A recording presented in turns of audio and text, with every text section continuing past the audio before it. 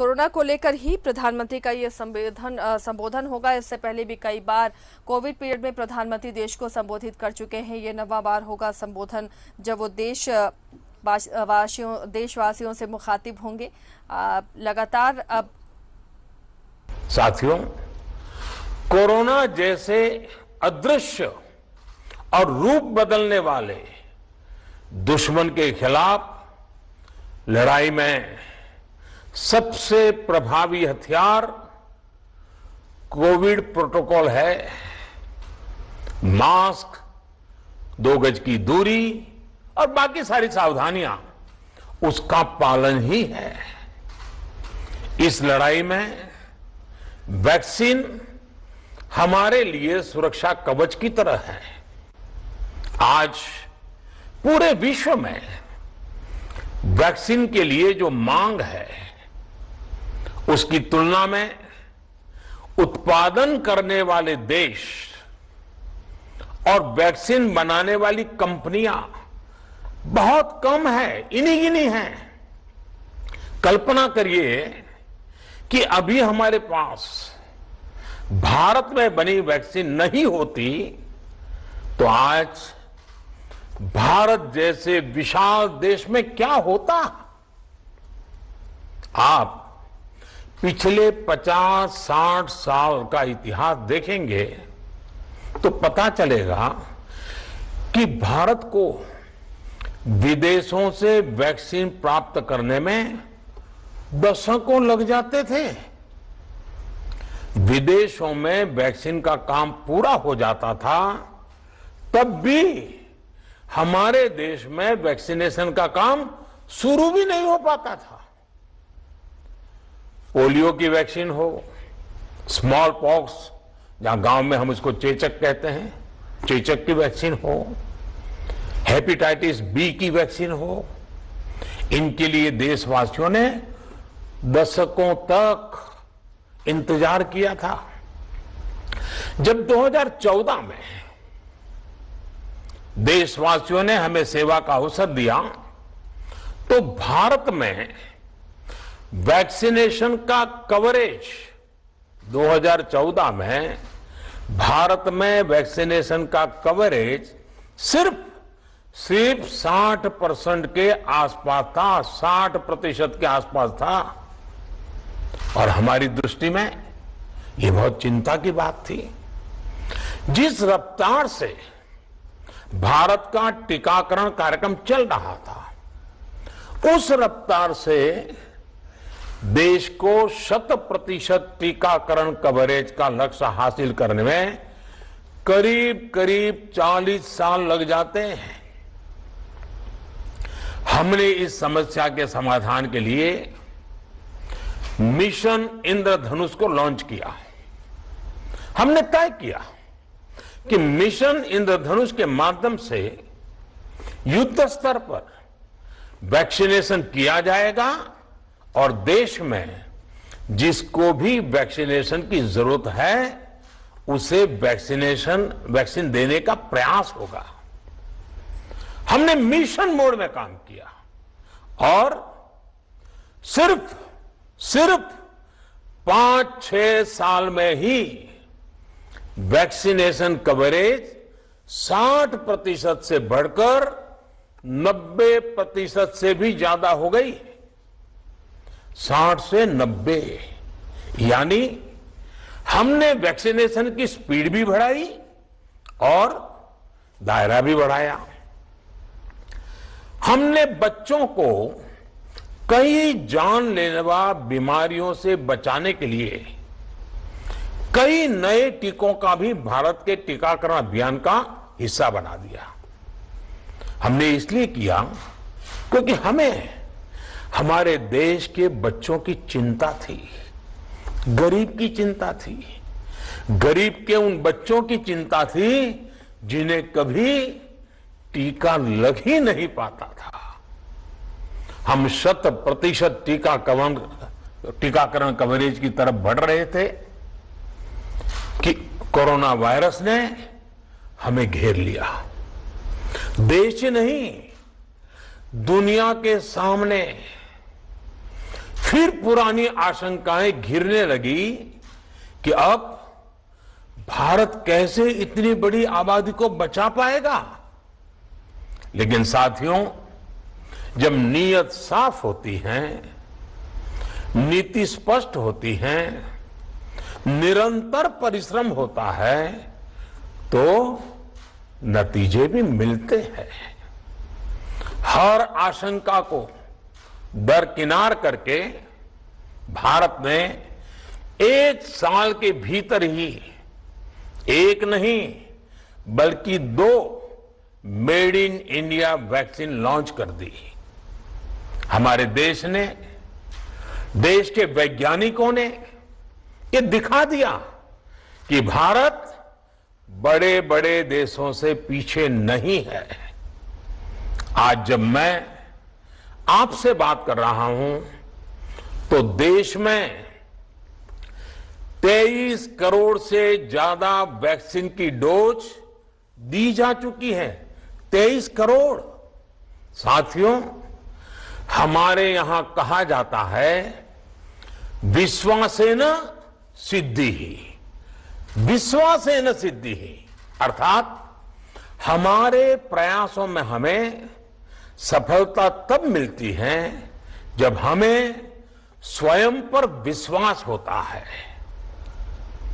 हमें पूरा विश्वास था कि हमारे वैज्ञानिक बहुत ही कम समय में वैक्सीन बनाने में सफलता हासिल कर लेंगे। इसी विश्वास के चलते जब हमारे वैज्ञानिक अपना रिसर्च वर्क कर ही रहे थे, तभी हमने लॉजिस्टिक्स और दूसरी तैयारियां शुरू कर दी थी। आप सब भली भांति जानते हैं कि पिछले साल, यानी 1 साल पहले, पिछले साल अप्रैल में जब कोरोना के कुछ ही हजार केस थे, उसी समय वैक्सीन टास्क फोर्स का गठन कर दिया गया था। भारत के लिए वैक्सीन बनाने वाली कंपनियों को सरकार ने हर तरह से सपोर्ट किया। वैक्सीन निर्माताओं को क्लिनिकल ट्रायल में मदद की गई, रिसर्च और डेवलपमेंट के लिए जरूरी फंड दिया गया। हर स्तर पर सरकार उनके साथ कंधे से कंधा मिलाकर चली। आत्मनिर्भर भारत पैकेज के तहत मिशन कोविड सुरक्षा के माध्यम से भी उन्हें हजारों करोड़ रुपए उपलब्ध कराए गए। पिछले काफी समय से देश लगातार जो प्रयास और परिश्रम कर रहा है, उससे आने वाले दिनों में वैक्सीन की सप्लाई और भी ज्यादा बढ़ने वाली है। आज देश में 7 कंपनियां विभिन्न प्रकार की वैक्सीन का प्रोडक्शन कर रही है। 3 और वैक्सीन का ट्रायल भी एडवांस स्टेज पर चल रहा है। वैक्सीन की उपलब्धता बढ़ाने के लिए दूसरे देशों की कंपनियों से भी वैक्सीन खरीदने की प्रक्रिया को तेज किया गया है। इधर हाल के दिनों में कुछ एक्सपर्ट्स द्वारा हमारे बच्चों को लेकर भी चिंता जताई गई है। इस दिशा में भी 2 वैक्सीन का ट्रायल तेजी से चल रहा है। इसके अलावा अभी देश में एक नेजल वैक्सीन पर भी रिसर्च जारी है। इसे सिरिंज से न देकर नाक में स्प्रे किया जाएगा। देश को अगर निकट भविष्य में इस वैक्सीन पर सफलता मिलती है तो इससे भारत के वैक्सीन अभियान में और ज्यादा तेजी आएगी। साथियों, इतने कम समय में वैक्सीन बनाना अपने आप में पूरी मानवता के लिए बहुत बड़ी उपलब्धि है। लेकिन इसकी अपनी सीमाएं भी हैं। वैक्सीन बनने के बाद भी दुनिया के बहुत कम देशों में वैक्सीनेशन प्रारंभ हुआ और ज्यादातर समृद्ध देशों में ही शुरू हुआ। WHO ने वैक्सीनेशन को लेकर गाइडलाइंस दी। वैज्ञानिकों ने वैक्सीनेशन की रूपरेखा रखी और भारत ने भी जो अन्य देशों की बेस्ट प्रैक्टिसेस थी, विश्व स्वास्थ्य संगठन WHO के मानक थे, उसी आधार पर चरणबद्ध तरीके से वैक्सीनेशन करना तय किया। केंद्र सरकार ने मुख्यमंत्रियों के साथ हुई अनेकों बैठकों से जो सुझाव मिले, संसद के विभिन्न दलों के साथियों द्वारा जो सुझाव मिले, उसका भी पूरा ध्यान रखा। इसके बाद ही ये तय हुआ कि जिन्हें कोरोना से ज्यादा खतरा है उन्हें प्राथमिकता दी जाएगी। इसलिए ही हेल्थ वर्कर्स, फ्रंटलाइन वर्कर्स, 60 वर्ष की आयु से ज्यादा के नागरिक, बीमारियों से ग्रसित 45 वर्ष से ज्यादा आयु के नागरिक, इन सभी को वैक्सीन पहले लगनी शुरू हुई है। आप कल्पना कर सकते हैं कि अगर कोरोना की दूसरी वेव से पहले हमारे फ्रंटलाइन वर्कर्स को वैक्सीन नहीं लगी होती तो क्या होता? सोचिए, हमारे डॉक्टर्स, नर्सिंग स्टाफ को वैक्सीन ना लगी तो क्या होता? अस्पतालों में सफाई करने वाले हमारे भाई बहनों को, एम्बुलेंस के हमारे ड्राइवर्स भाई बहनों को वैक्सीन ना लगी होती तो क्या होता? ज्यादा से ज्यादा हेल्थ वर्कर्स को वैक्सीनेशन होने की वजह से ही वो निश्चिंत होकर दूसरों की सेवा में लग पाए, लाखों देशवासियों का जीवन बचा पाए। लेकिन देश में कम होते कोरोना के मामलों के बीच केंद्र सरकार के सामने अलग अलग सुझाव भी आने लगे, भिन्न भिन्न मांगे होने लगी, पूछा जाने लगा सब कुछ भारत सरकार ही क्यों तय कर रही है? राज्य सरकारों को छूट क्यों नहीं दी जा रही है? राज्य सरकारों को लॉकडाउन की छूट क्यों नहीं मिल रही है? One size does not fit all जैसी बातें भी कही गई। दलील ये दी गई कि संविधान में चूंकि हेल्थ, आरोग्य प्रमुख रूप से राज्य का विषय है, इसलिए अच्छा है कि सब राज्य ही करें। इसलिए इस दिशा में एक शुरुआत की गई।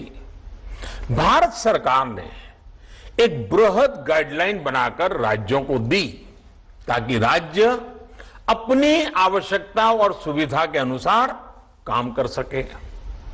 स्थानीय स्तर पर कोरोना कर्फ्यू लगाना हो, माइक्रो कंटेनमेंट जोन बनाना हो, इलाज से जुड़ी व्यवस्थाएं हो, भारत सरकार ने राज्यों की इन मांगों को स्वीकार किया। साथियों, इस साल 16 जनवरी से शुरू होकर अप्रैल महीने के अंत तक भारत का वैक्सीनेशन कार्यक्रम मुख्यतः केंद्र सरकार की देखरेख में ही चला। सभी को मुफ्त वैक्सीन लगाने के मार्ग पर देश आगे बढ़ रहा था। देश के नागरिक भी अनुशासन का पालन करते हुए अपनी बारी आने पर वैक्सीन लगवा रहे थे। इस बीच कई राज्य सरकारों ने फिर कहा कि वैक्सीन का काम डिसेंट्रलाइज किया जाए और राज्यों पर छोड़ दिया जाए।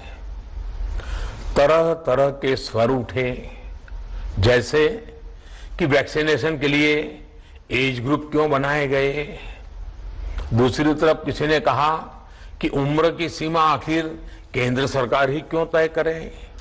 कुछ आवाजें तो ऐसी भी उठी